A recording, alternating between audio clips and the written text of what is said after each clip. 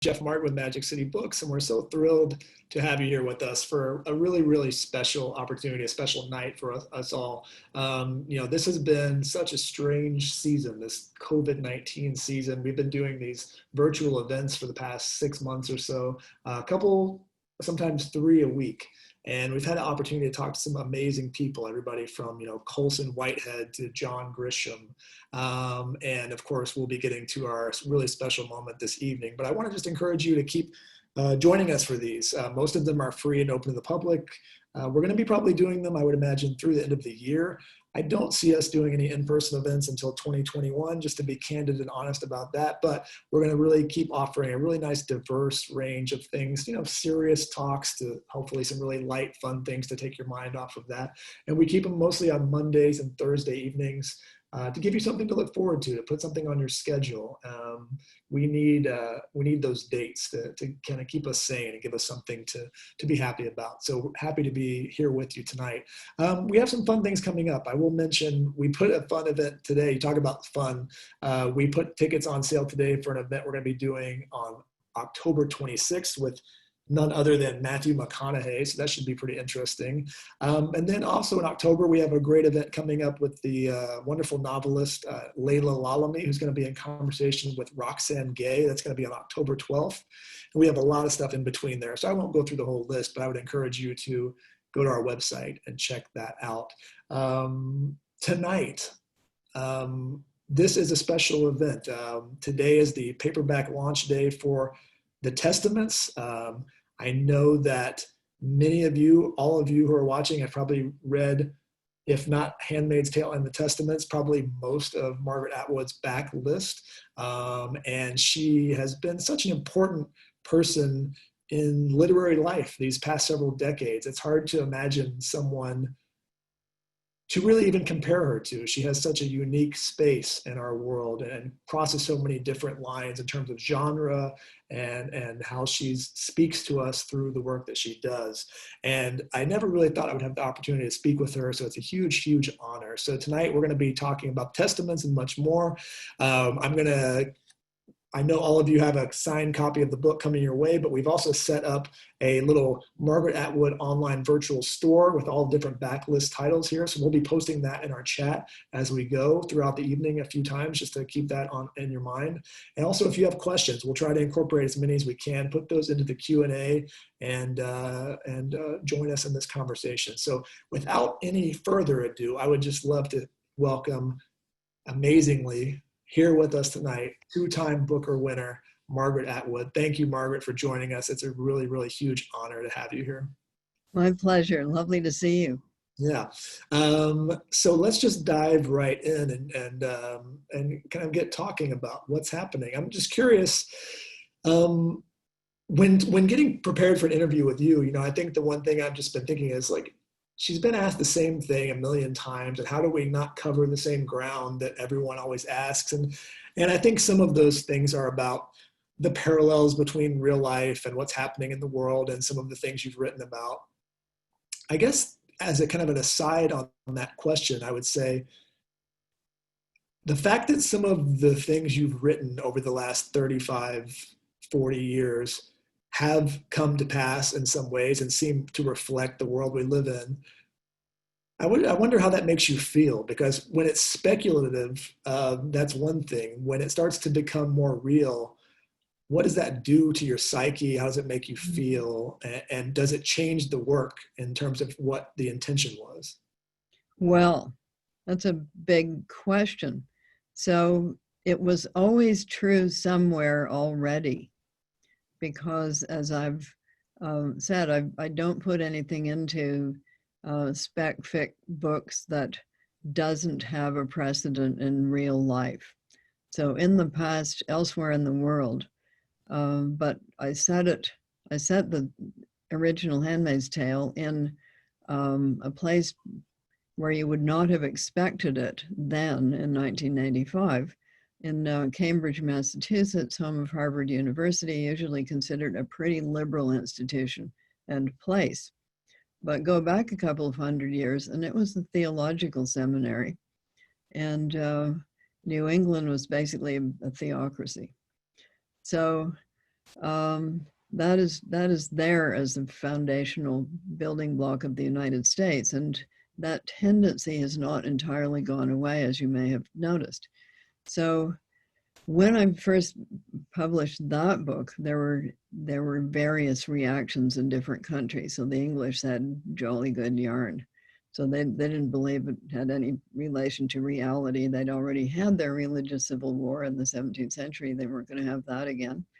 Canada said nervously, as it's always pretty nervous, can it happen here? Because we're always looking, we're always eyeing you, see what you're doing. Can it happen here? And in the States, some people said, oh, fiddlesticks, nonsense, we will never do anything of that kind at all, ever. And the other people said, how long have we got? And I guess the answer to that might now be, say, approximately 35 years. So then, for a while, we seemed to be going in the other direction. In the 90s, you wouldn't have said this was an approaching reality, but then things turned around and The Handmaid's Tale became ominously close in a number of respects. Not the outfits. I don't think you're going to see those outfits. But in a number of other respects, it got creepily close. And the world of Gilead begins with a coup d'etat. So the government of the United States is not only overthrown, but assassinated, and the Constitution is suspended, never to return. And I've seen people speculating about that in fairly respectable publications right now. So yes, it's creepy. It's creepy, but we're not there yet, because if we were there, you and I would not be talking. Right. Yeah, no, it's a wonderful point, actually. And I wonder, do you, since you kind of have had the opportunity to kind of live out these ideas and play out scenarios through all the books, and kind of play out some of the darkest potential situations that could happen, does that act as a valve for pessimism and kind of give you a chance to kind of leave that there, but in general kind of hold on to a certain optimism in your real life and use the writing as a tool? Okay, so in real life, I got born. It happens. And I got born in 1939, which means that my early childhood was spent during World War II, which was a war against totalitarianisms, several of them. And not all of them vanished at the end of World War II, and others appeared during the 20th century. So I've always been very, very interested in totalitarianisms, and I've been interested in how they come to be, what happens during them, and how they crumble and disappear, and what happens then. So this cycle of totalitarianism's getting in, usually because people are scared. They're scared. The authoritarian appears and says, I can fix this for you. I can make you safe. There's just a few little, there's some small print at the bottom of the contract. But because people are so scared, they don't pay attention to the small print at the bottom of the contract, because they want to be rescued from their fear. And the unfortunate thing is usually they get more fear. Well, with the totalitarianism, they always get more fear. Because once those people get in, they start assassinating their enemies and other people that they think don't agree with them. And that has happened in each and every one of them. I'd like to step back for a minute and talk about some of your early work, because I'm also a big fan of your poetry and have been throughout your career and all the work you've done on that side. And I wonder, when you hear someone say they're a poet, which a lot of people are sometimes nervous to say that and proclaim that, It feels very much like an identity. A novelist sounds very much like a profession or a trade in a way. Do you kind of think of yourself in some ways still as a poet, kind of in your bones a little bit in terms of how you kind of think about that? Or is it more just writer, more general? Because poetry seems to be kind of the earliest passion in a way. Well, the reason for that was that it's short. So it was easier to get it published.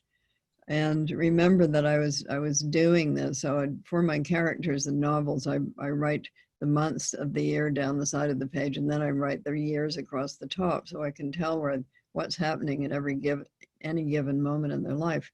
So I started to be a poet in 1956 in Toronto, Canada, where that was a really weird, strange idea, that you could be a poet. I mean, nobody said that out loud. I did discover a subgroup, a sort of bohemian underground of other poets about 1960 in the age of coffee houses. You had the condemned building, you had the tables with little checkered tablecloths, you had the Chianti bottle with a candle in it, and you had the poetry night, the jazz night, and the folk singing night, because it was early days of folk singing. So that was a little bohemia of other poets where it was okay to be a poet. But at that time in Canada, it was very hard to publish novels. We didn't have much of a publishing industry that was willing to do that. There were some little magazines run, of course, by poets. And nobody in that environment ever expected it to be a profession, something you would make money at. We just didn't expect that at all. So for everybody of my age, it was a vocation. A writer in general was a vocation. You didn't expect to make money at any of it, but especially not the poetry, although because it was so hard to publish novels, poets had a leg up for most of the 60s. So the small publishing companies, the small magazines, in which I was naturally involved, because you had to create a space in order to be able to actually publish. Some of it publishing, we were doing it on, do you know what a mimeograph machine is? Yes. You turned the handle, right? Yeah. And it was purple. So, so we were doing things on mimeograph machines and stapling them together, and that was publishing. And sometimes we would hand set them on flatbed presses, should we happen to have somebody who had such a thing. And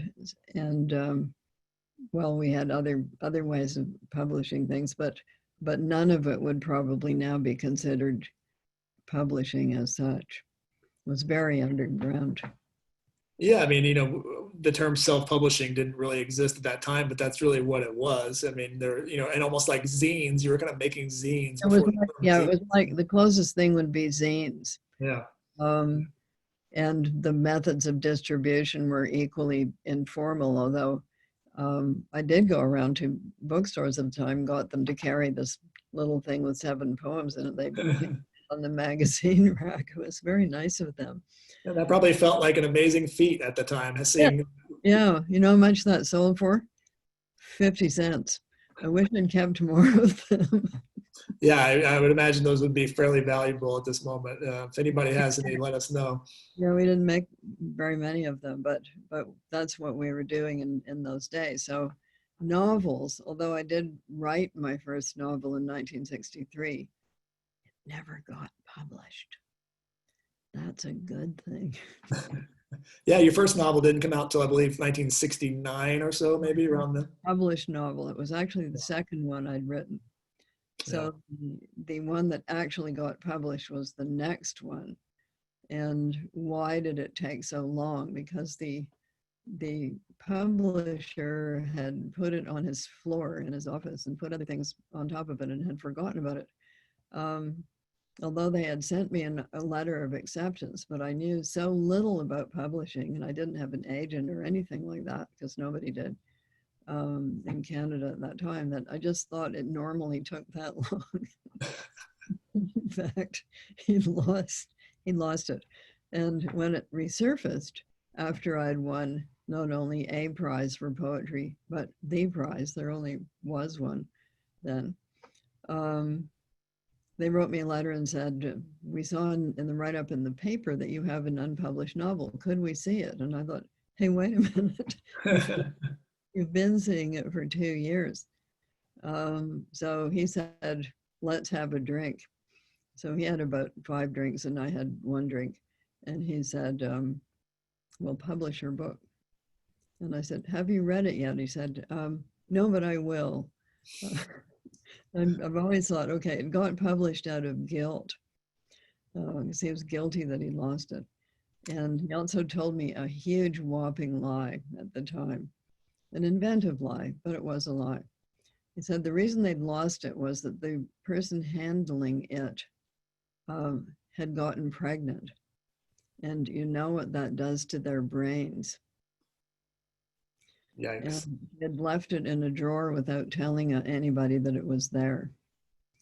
Wasn't that a whopper? A sign of the times, I guess, in a certain way. You know, I've heard you tell this before. And I just think this is such a funny thing. You know, it touches on where we are right now. Obviously, we're in a weird moment where we're doing book signings, quote unquote, virtually. But there's 2 things I'd like to talk about. One, I can't remember, maybe you can fill me in on the details, but years and years ago, you kind of helped spur some new technology where you could do kind of a remote signing. That is still with us. And so auto pen, I can't remember what it was called exactly. The auto pen has been around since I think Benjamin Franklin. And that was you had a pen and then you attached all of these other pens to it with a sort of stick or something. And that meant you could sign a number of different documents at the same time. So that is still with us, but it's not a valid legal signature. Mm-hmm. The original iteration of this was called the long pen. Yeah. And the idea was that we'd be able to have virtual book events. And if the long pen were still with us in its book form, that would mean that instead of signing tip-in pages or book plates and having them stuck in the books, I would actually be signing to Timothy, Happy Magic City Day or something like that. And that would be coming out of a pen in your location. And we did a number of those events around the world. So Norman Mailer did his last public event in Edinburgh, the Edinburgh Book Festival, but he was in New England. But he was up on a big screen. And he began by saying, I hate technology, and I particularly hate this technology. And we realized that he couldn't hear, so we just cranked up the volume, and then he did a full Norman Mailer, and then he signed people's books for the enchanted Scots people watching all of this. So the problem with that was that we could do it, but we couldn't scale it. We didn't know how to get the signing end into every bookstore. So there is a way of solving for that, but meanwhile, the technology moved over into business. So it's now with, mortgages and loans, lawyers, governments, anybody who needs to sign high-level document, which has a lot of security. So there are other signing solutions out there, but they're cut and paste. So you can look it up. It's spelled this way, SYNGRAFII. And the trademark is now inked, IINKED. And we can do it. We can do the ink on paper document or a very nifty digital signing operation. The thing I like about it is that ordinarily when you're doing contracts for publishers or anybody else, you have these stick-on arrows that say where you're, and you always miss one. You just always miss some place where you're supposed to sign. Then they have to send it back to you. But with this one, it won't let you go to the next place until you've signed that one. No, so you can't miss them. So look it up. That's what became of it. And of course, as soon as the work from home got going, everybody wanted it 2 months ago. Yeah, you're a pioneer. You're a true pioneer in that phase, Just, and it's 20 just, years ahead of the game. just through idiocy, because I got the idea from the FedEx signing tablet, when you sign, and I thought that was going through the air and then coming out in the form of ink, but it wasn't. But then I wanted it to, so that's how those things happen.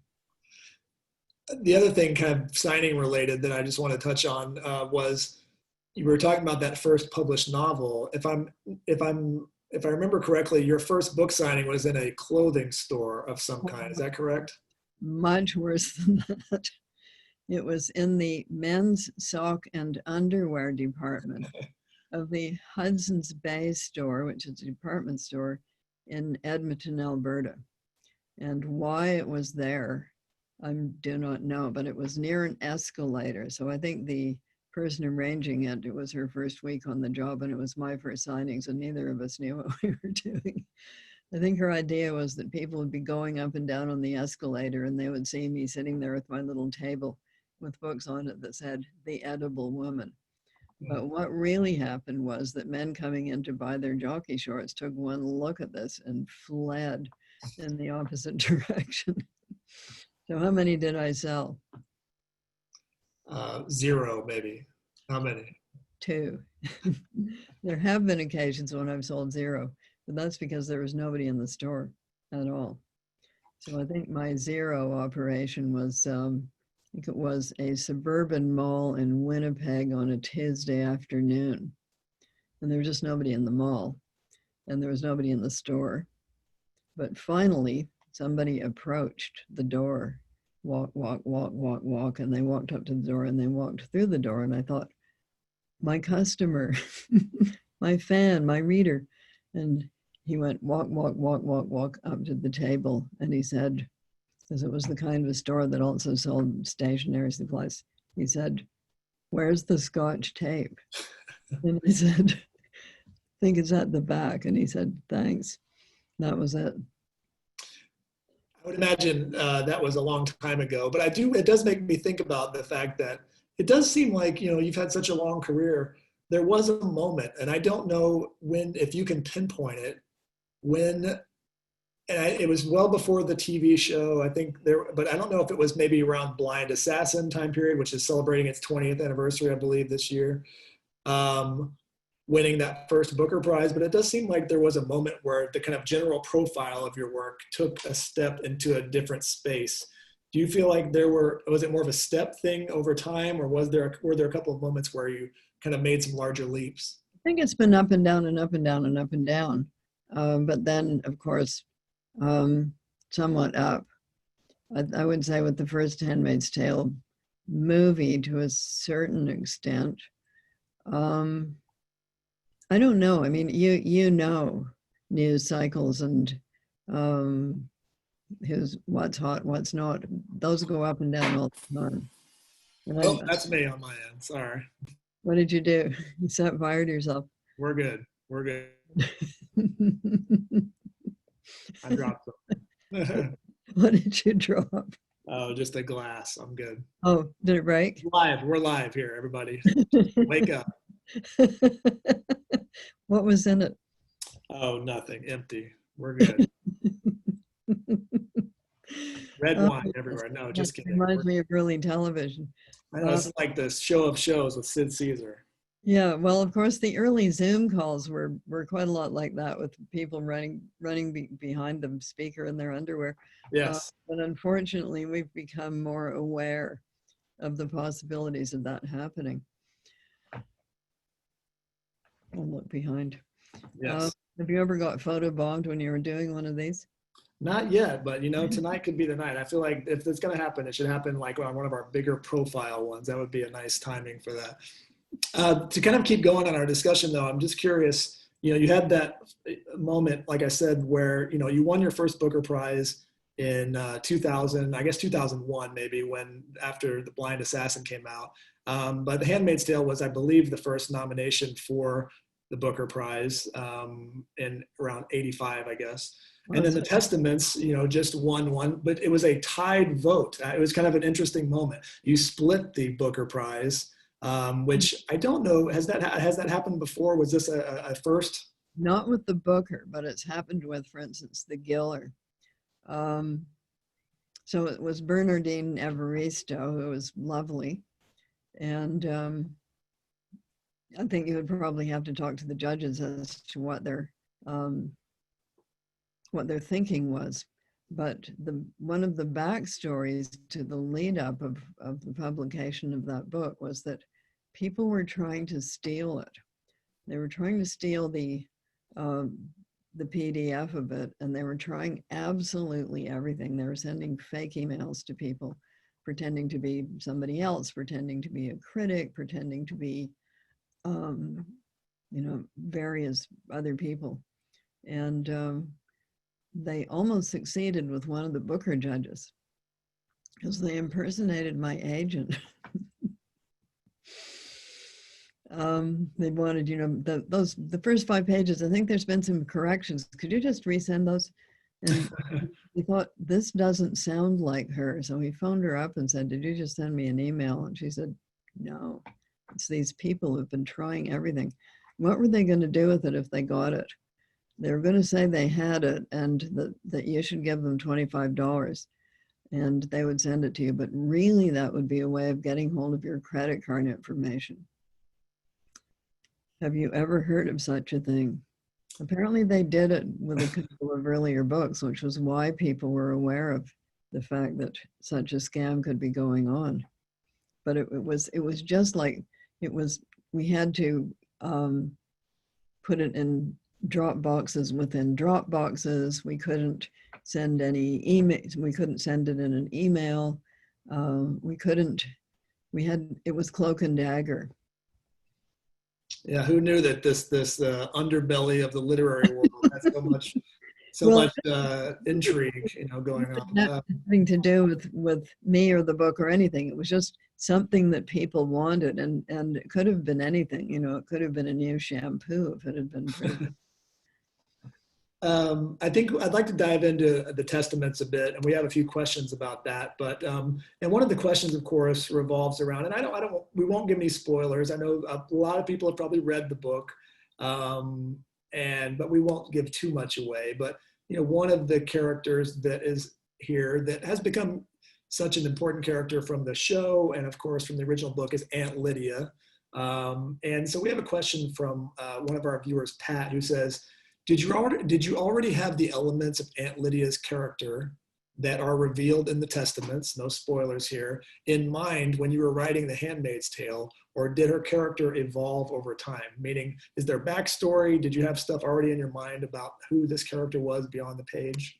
No, I didn't, to be honest. I'd like to say, oh yes, I had it all planned out, but that's not true. I spent 30 some years saying, no, I wasn't going to write a sequel. And I think what the people who said write a sequel and me saying, no, I'm not going to, what we meant was a continuation of the story in the voice of the central character of The Handmaid's Tale, which I could not have done. But as the landscape changed, as the political landscape changed, I thought maybe it's time to revisit this and look at how an authoritarian crumbles. And at that time, I started being interested in her, and it coincided with the beginning of the filming of the television series, because I'm in one of those scenes. So I got to see Ann Dowd in action. You slap her in the face, I believe. Yeah. No, on the back of the head, or side of the head. And they did add that sound effect. I'm here to tell you, I had to shoot it several times because I was not doing it convincingly enough. Not hard enough. Yes, that's it. So it's an odd feeling to have your leading lady turn around and look at you and say, hit me harder. Come on, just give me a whap. Yeah. Well, hurt you. Come on, do it. Yeah, I mean, I would imagine, it's a weird moment for Elizabeth Moss to be standing here, sitting there, and then have the author of this book that she's, standing behind her, being directed to hit her in the head. It's got to be kind of a weird moment, I would imagine, but memorable. A very memorable, weird moment. Mm-hmm. And Aunt Lydia was there. The thing about Ann Dowd is she's such a nice person. And then she transforms. She came and helped us launch the book in England at the National Theatre, and she walked onto the stage as Ann Dowd, and then she did this witchy sort of thing. It's sort of like Snow White, where the evil queen drinks the potion. And she turns into Aunt Lydia before your very eyes. Guess you call it acting, but then she read her part for the audiobook as well. So she has really given a lot of dimensions. Yeah, she's an amazing actress, and I will, in The Leftovers on HBO, she was unbelievable. She's been great in everything, so definitely. And that leads us down an interesting road here about the show, because as you said, you don't view the Testaments as a sequel. It is not a sequel to The Handmaid's Tale. It Well, is not a sequel to the story of Offred. right. She's in the background, but she's not in the foreground. So 16 years later, and one question at least has been answered, which is, did she get out? Yeah. We have another one of our viewers who's asking a question kind of about that, because as you said, the creation of this book and the television show kind of happened on these parallel paths, although you diverged from paths, and you had those conversations about where that was going and where you were planning to go without being restricted. One of our viewers, Monica, wants to know what your involvement was aside from hitting Elizabeth Moss in the television. Okay, so the showrunner is called Bruce Miller, and I'm called something or other. I forget what it is, but it's executive something. And what it means is that I get to read the scripts and I get to consult, but I have therefore input without any power, because there's nothing that says that they have to do what I say. And in fact, you would have to be a lunatic to give the author of a work control over your other art form product, whatever it might be. So it's been an opera, it's been a ballet, and it has been a film, and now it's a television series. And in none of those cases did I have control over it, because why would I? I'm not a television producer. There's a writing room for The Handmaid's Tale, and they thrash everything out inside that writing room, and nothing gets out. It's locked up just tight as a vault. I have had my picture taken in it with them, but before they'd written anything on the whiteboard. They don't want any leaks. They want zero leaks. So we have conversations, and Bruce is very smart, and he's always thought through the direction that he is about to take, or that the whole group is about to take. He did say very sweetly towards the beginning of this process, I hired all these women, and I thought they would agree with each other. I said, think again, they're people. One of our viewers, Jennifer, asks a question that I think is so interesting, and it's very true. It says, the first lines of your book throw the reader directly into the action, and the Testaments is no exception. Are these the first ones you choose, or do you go back and rework those first lines to make them as impactful as possible, or is that something you plan to do with every book in terms of throwing them into that moment? I work at it. So I think my question to myself is, would I read this? If I picked up and looked at the first page, would it cause me to look at the second page? So on the rare occasions when I've done writers' workshops, I only ever work on the first 5 pages, because you are a bookseller, you know what people do. And reality is, this is apart from people telling you you're a genius when you're in school. That's not reality. Reality is someone comes into the bookstore and they've never heard of you, or maybe they've read a review, maybe they might have seen a mention. You have actually a good cover on your book. Hooray. You have a good title. And it causes the person to pick up the book. And what do they do first? If they're like you or me, they're going to look at possibly the back cover, and they're going to look at the inside front flap, which is going to tell you something about the book. And that will have been written by somebody who's doing an apprenticeship with the publisher as a student or somebody. And then it will have been sent to you, the author, and you will have rewritten it. So what happens? The most important moment in the Turn, yeah. So you have to make sure that not too much of the plot is revealed, the characters' names are correct. What it says on the flap has some relationship to what's actually in the book. And then if you're interested in that, you open up to the first page. And if the reader is interested enough to turn to the second page, that's a big victory. And if it's 5 pages, then it's really good.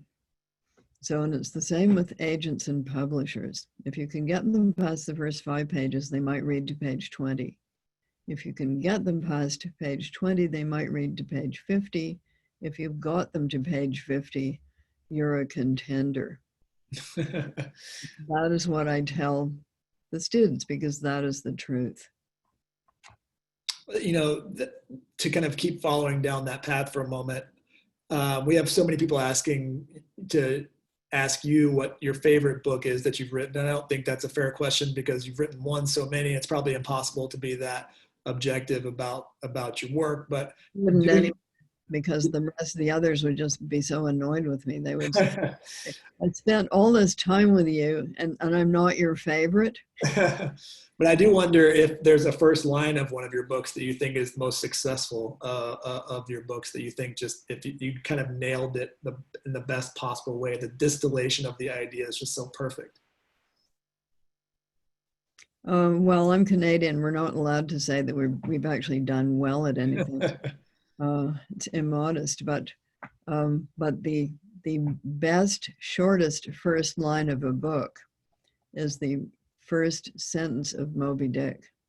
Yes. It's call me Ishmael. And you think, why? Name isn't Ishmael. Why are we supposed to call him Ishmael? Why did he choose Ishmael? And who's he talking to? Yeah. So all of those questions are in those 3 words. Very good line. Dickens was very good at first lines and first paragraph. So Marley was dead to begin with. Tale of Two Cities, of course, best of times, worst of times. Often quoted. And of course, the past is another country. They do things differently there. So there are a lot of them. Yeah. And I do agonize over them, or maybe agonize is a strong word. I consider them very carefully. So similarly with last lines, because that can change the tone of the entire book. Well, talking about lines that have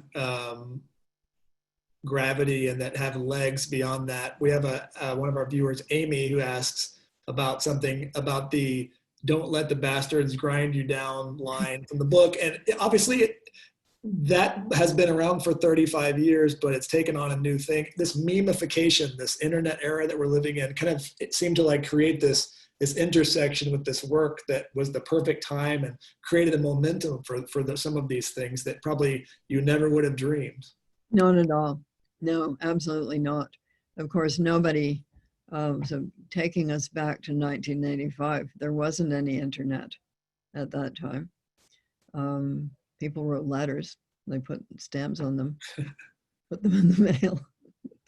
I think the mail is going to have a comeback, supposing you don't kill off the U.S. Postal Service completely.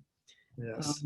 because it used to be that you thought, okay, so the spies are going to intercept my letters and steam them open and read them. But I don't think anybody's bothering with letters much anymore. They're all trying to hack into your email and other digital communications. Yeah, Yeah. so it's interesting.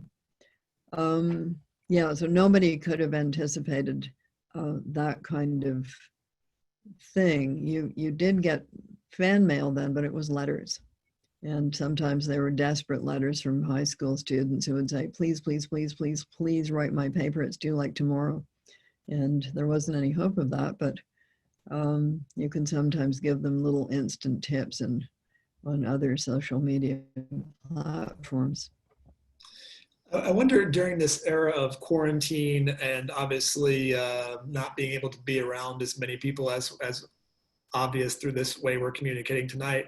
In the early months of the pandemic, there was a lot of optimistic things going around saying, Shakespeare wrote this and this during the plague and he got all this work done and all these things. One, are you seeing this as a more productive period because you've been kind of trapped at home? And two, the other thing was it was very difficult for me to read early on and find that mental space. Whereas I think we thought we're going to just read a bunch of books and be cozy at home. But it took me a few, maybe even a couple of months to find my passion for reading again and be able to focus more on books. Have you had any of those problems or encounters over these past 6 months or so? Oh, I think, you name it. It's rearranged time. A lot of people have said that. And I wouldn't say I'm writing any more or less, but I'm writing in different spaces. So I often found it quite good to write on airplanes, and I'm obviously not doing that anymore, or in hotel rooms with time to kill, which I'm also not doing. Baking has filled up some space. People did more baking. So somebody said to me, we're in some kind of weird future. I said, no, we're in about 1948, only with the internet. Yeah, it's interesting. We're going to look back at this kind of period and we're going to have like the sourdough baking phase of quarantine. And then there was kind of lawn work when the weather got warmer. It's like these kind of phases of how we cope with different things. Yes, well, you start to notice all the things about your house that need sort of repainting. Yeah. So there have been shortages of interesting things, and one of them early on was flour and yeast. You couldn't get your hands on any yeast, so there was a kind of black market underground trading thing going on with yeast. But now people, of course, have learned how to keep their yeast going in the sourdough phase. So all of these things, I think people have developed a new relationship with their freezers. It's reminiscent of about 1973. Yeah. So much you talk so much and so much is said about the dystopic elements of Handmaids and of Testaments, but I'd like to talk for a second about the Mad Adam trilogy that I think also has many prescient elements in it. I hope many that never become true. But I wonder if you see that trilogy or that work in any kind of relationship to the Gilead world and kind of how you see these things playing out. Because, and also I believe at one point there was going to be a television series of that trilogy as well. Still is. Okay. It's just harder to put together. It's more complex, yes. So one of them is about a theocracy. So it answers the question, if America were to become a totalitarianism, what kind of totalitarianism would it become? So there's different flavors of them. So that is the flavor that is possibly most likely, unfortunately. So the Mad Adam trilogy takes our current environmental situation and builds it out into the future. And I was doing this in the early 21st century. So the first book was published in 2003, when I think people hadn't quite caught up to the implications yet. But these things are all joined at the hip. So environmental degradation means worse harvests, more food shortages, therefore more social unrest, usually because people are malnourished, more disease, people are more susceptible to disease. And then, of course, topplings of governments and social meltdown. So in the Mad Adam trilogy, I postulate a very fast-acting virus, which is purposefully created, because the person who creates it has decided that human beings as they currently exist are not adequate to the job, and that their survival possibilities are zero in the medium run. So through genetic engineering, he's created a new variety of us that lacks our defects. But of course, because they're pacifist and are not aggressive and war-making, you would have to wipe out the present strain of human beings to allow these better adapted human beings to have a chance. That is his thinking. Yeah. So even at that time, some people were saying, hooray for him. That's a very sinister thought, and let us demonstrate that we actually can deal with this situation and come out of it positively. Mm-hmm. Because the alternative is not something you want.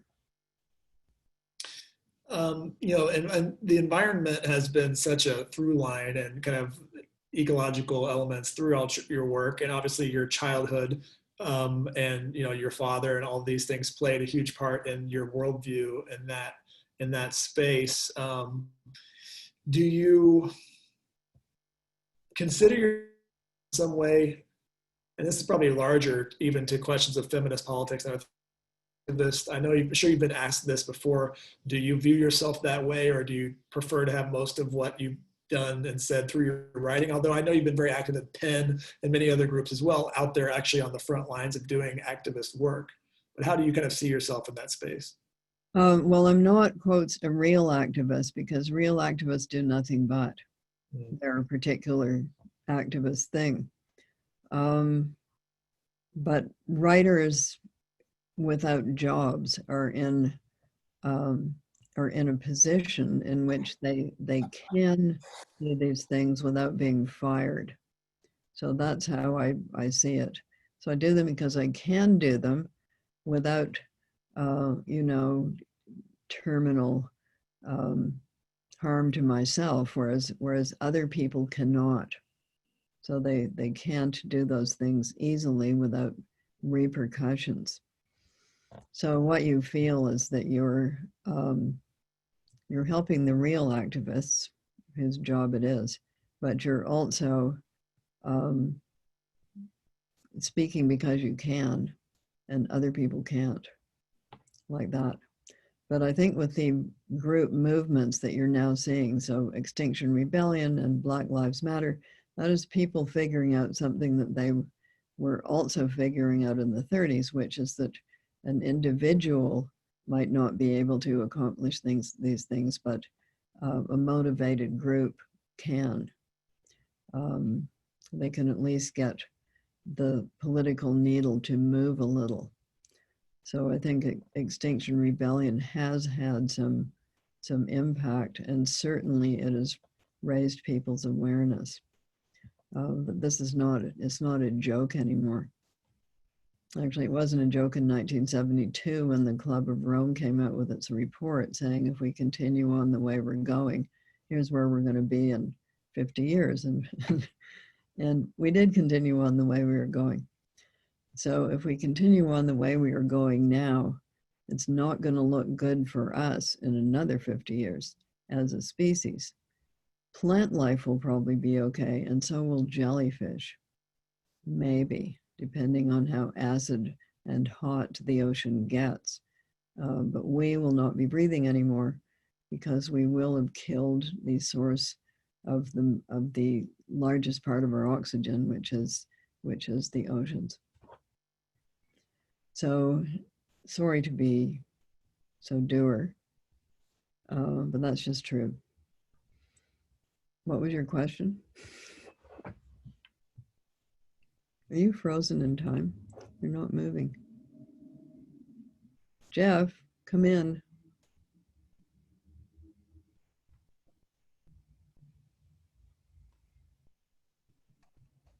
Sorry, we had some technical difficulties there. Jeff is going to come back on, but I'll read another question from one of our audience members just about the writing process. Courtney wants to know if you listen to anything, music or TV or podcasts while you write, or do you prefer quiet? Okay, there are writers that I know who have to have music of some kind on, and some of them even have to have a particular kind of music on.